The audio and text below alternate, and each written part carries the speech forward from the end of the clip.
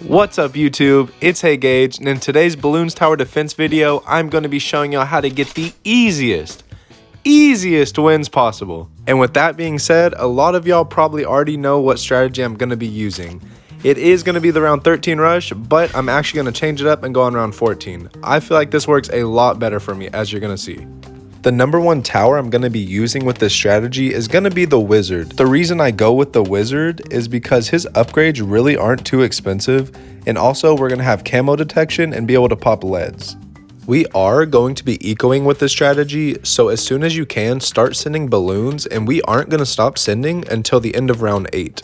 One big thing with this strategy is we're also going to have a good defense, because a lot of people will honestly try to rush you as well on round 13.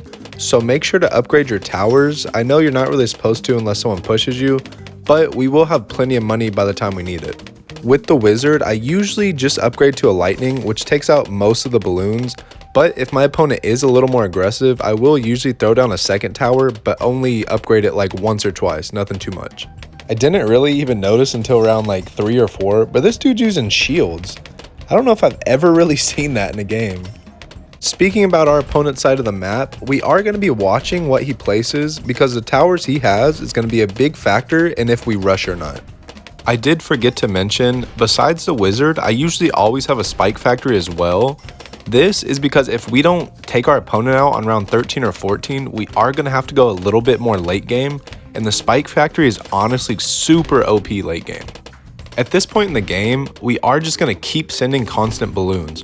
Our opponent isn't playing too aggressive, so we don't have to worry about upgrading just yet. The third big thing in this strategy is going to be using your improved eco boosts. At round 6 is when I use my first one, and then I wait for them to respawn, and as soon as I do, I'm just going to use them.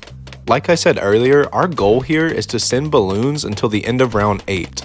With your eco boosts, you'll be able to have over 600 eco by the end of round 8 for the most part, and that is what we want to have. Because once round 9 comes, we are going to be saving every dollar we have unless we have to upgrade, but besides that, we're going to save every dollar we have and try to get around like 4,000 to 5,000 so we can send a nice big rush on round 14.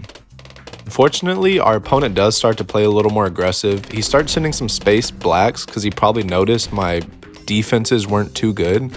So I'm going to go ahead and just place down a ninja, and I will upgrade this to a 2-1 or possibly a 3-1. If the opponent keeps sending, I'll usually just upgrade to a 2-2 or 3-2 as well with the ninja.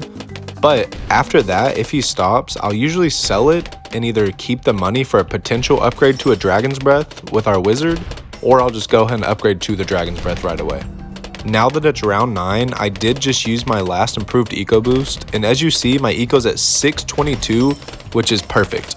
We're going to keep stacking up our money until round 13 or 14 now and wait, because that's when we're going to decide if we're going to send our rush or if his defenses are too good and we don't send a rush. Another great tip is to watch if your opponent is still sending you balloons. You'll basically have an idea what his money levels are at just by doing this. What I'm about to do here is kind of scummy in a way.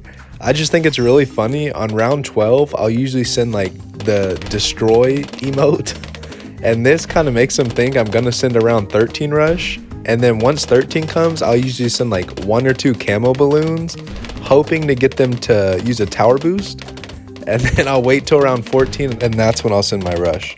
It is about to be round 14, and I notice his defenses, they're not too bad, but not too good. I honestly don't know how good those shields are, but I'm not going to trust them. So here is when I'm going to use my quick shot, and I'm just going to spam regen rainbows. By the time he uses tower boosts, it's just unfortunately too late for him. There is some screen lag, so it almost looks like he defends, but we take him out, and we're going to count that as a GG.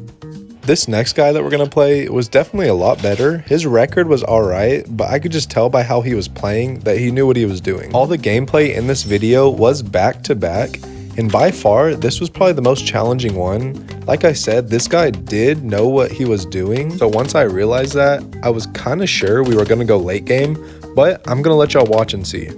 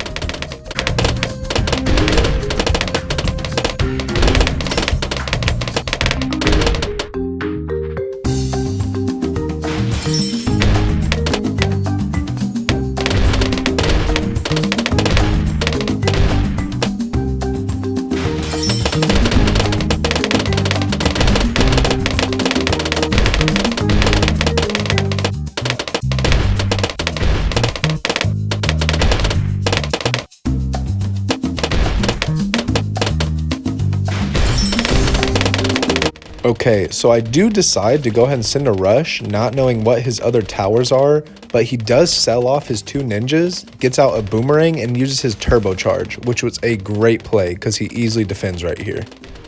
We gotta give him the well done on that one. What a great play. So now that he defended my rush, I have 1 or 2 decisions.